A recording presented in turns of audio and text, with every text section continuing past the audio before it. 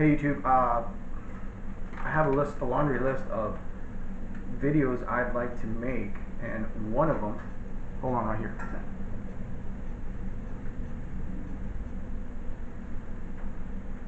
I hate stirring my chocolate but on YouTube while I'm making a video, because the other time it was like high speed. For some reason the download, there was a glitch, and now I'm like going like super fast. So I'm doing it off screen.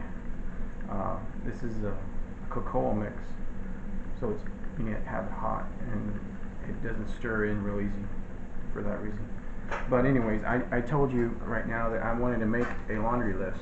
I'm making videos like this. I don't know if I think I get more views if I do them in a movie format with word text scrolling.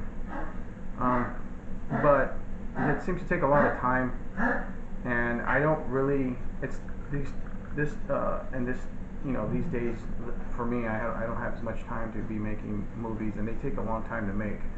So I've pushed it up, and I hear people talk about God a lot of times.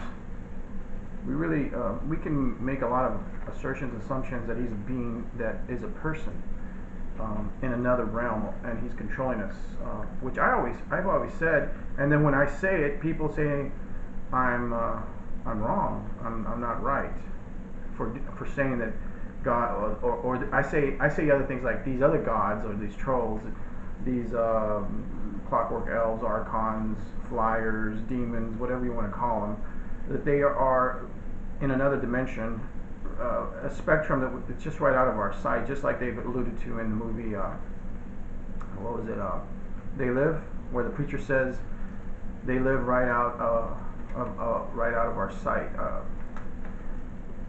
I guess it's like like they've always said, we only see a thin spectrum in the light spectrum, and they obviously live in, as the Adjustment Bureau would call it, the substrate, a place where they can hang out, and fortify, and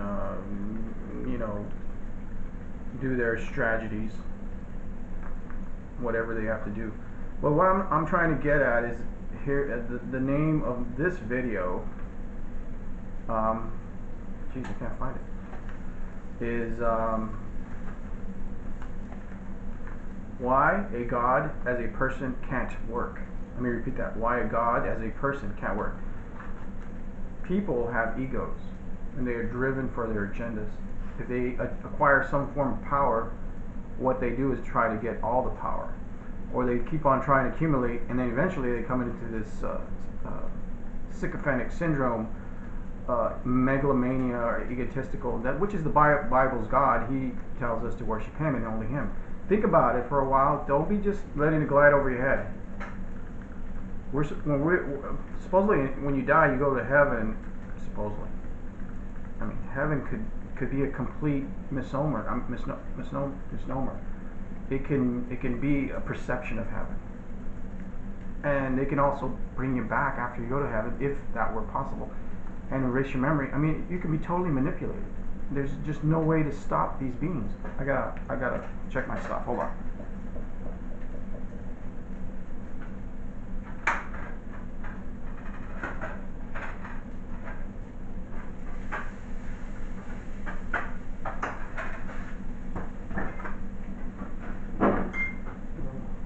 What I'm trying to say is we're at their mercy.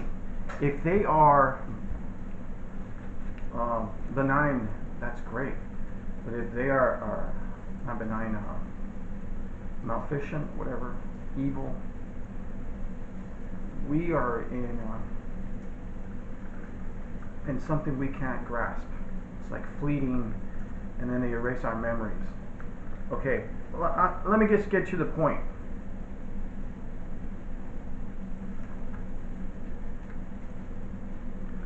Power corrupts, as you know, the saying, absolute power absolutely corrupts, or absolutely corrupts, whatever, like that. Once you acquire a bit of power, you want more power, and you always use a means to an end. In other words, like in this world, money is the way to acquire power. You make other people do what you want by buying them off, giving them money. And the gods have seated the rulers here, and they've been promised something. And those are demigods that are copulated with women, human women, and they're demigods. Just like Hellboy is a demigod. He actually represents in a metaphorical reverse way Jesus, because he's supposed to usher in, an age, but it's darkness, right? As I've said, Jesus is the most perfect mold deception, because these are super genius, egotistical driven beings, and they will use anything, including incredible deception strategies. So what I'm trying to get at is God would be something more like a real God, or the God that's supposed to reside in us. In other words, the God force. I call it God force. It could be a real being, but I'm to the opinion that it's so powerful it can't be one being. If there is one force and one power, divine, whatever, excluding the fact that we could be in the Matrix. Let's just say it's a subconscious force. It cannot speak to us in words. Like when we go to sleep, we're in our subconscious mode. We cannot focus words. We can't focus our direction a lot of times in dreams. Sometimes we come into a lucid dream, and we can. But what I'm trying to tell you is the subconscious is a egoless part of us. It could be a person that's ruling all of us. But I believe the force is the subconscious. The God, I call it a God force because it's a subconscious force that can be harnessed by us. The higher the frequencies, but a lot of that is kept from us because those are the true mystery schools, not the ones that were infiltrated by the evil forces that constantly plague us and tell us one guy, their guy, is God, because that would be the way to do it. I can see this tragedy, it's so obvious, because that's exactly what I would do if I had a megalomaniac ego. I would do those strategies. I would have people under me doing my bidding. I would infiltrate everything. I would control everything from a town control manner. And that's why there's kings and queens and heads of departments. That's the way you do things.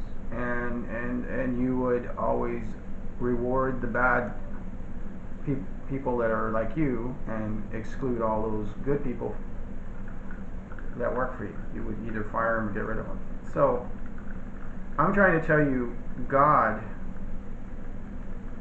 or the God force, is a non-person subconscious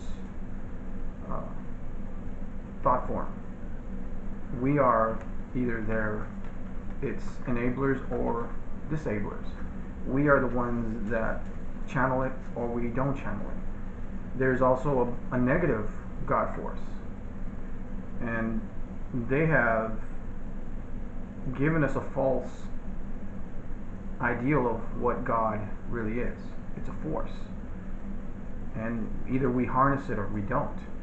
And right now they cannot host people. People cannot be hosts for these dynamic forces, the archons, unless we are immoral.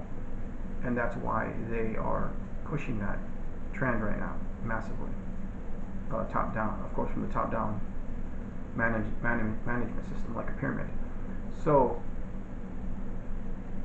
I hope you can run that through your mind, that God is not a person. It's a force. And I know I'm sounding like Star Wars. I don't mean to do that. I'm not even taking it from that, but I kind of understand it. They were talking about the midichlorians, which are basically the thing that channel the force, which are they did just like all the movies. They always seem to put metaphors, just like the Bible does. There's a lot of metaphors in the Bible. They don't want you to know it outright, but they want to tell you that for some reason. Maybe they want you to figure it out. Maybe they don't. But what I'm trying to say is these midichlorians are actually the flagellas and the mitochondria in our cells, because they are actually separate They have their own separate DNA. Hold on.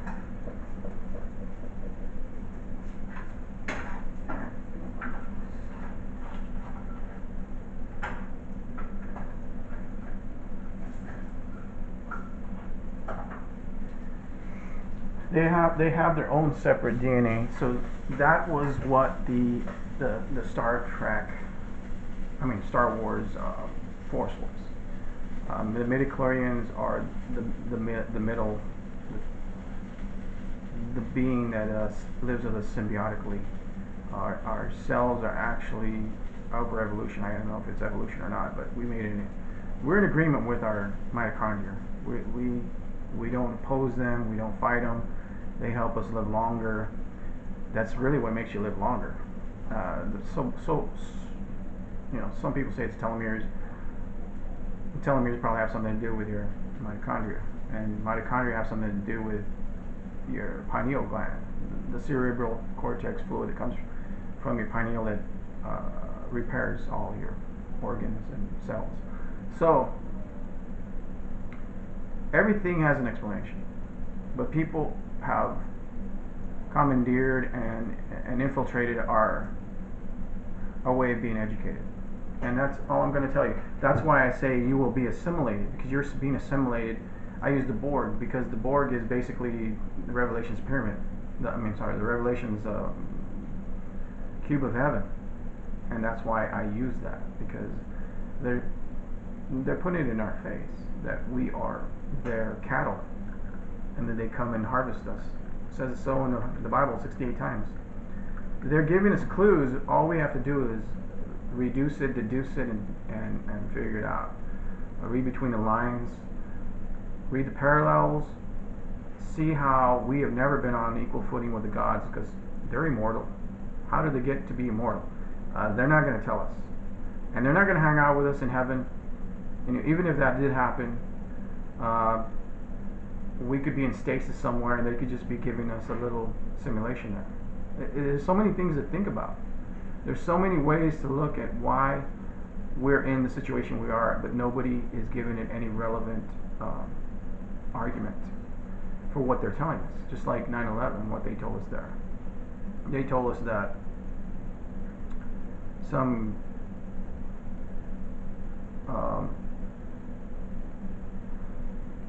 Muslim guys, or what are they, from Saudi Arabia with box cutters can overcome the whole system.